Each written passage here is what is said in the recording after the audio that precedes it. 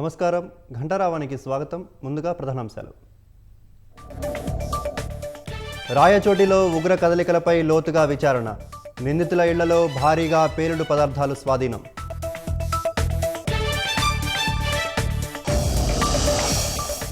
రాష్ట్రంలో గంజాయి సాగును పూర్తిగా అరికట్టామన్న ఈగల్ ఐజీ.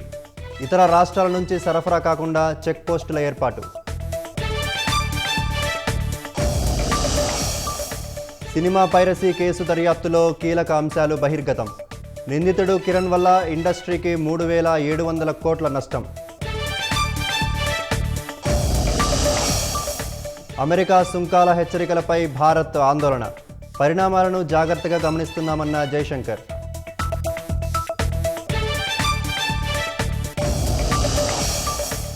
విద్వేషంతోనే అమెరికాలోని ఇస్కాన్ టెంపుల్పై కాల్పులు. బుల్లెట్లకు ధ్వంసమైన అద్దాలు, గోడలను పరిశీలించిన పోలీసులు.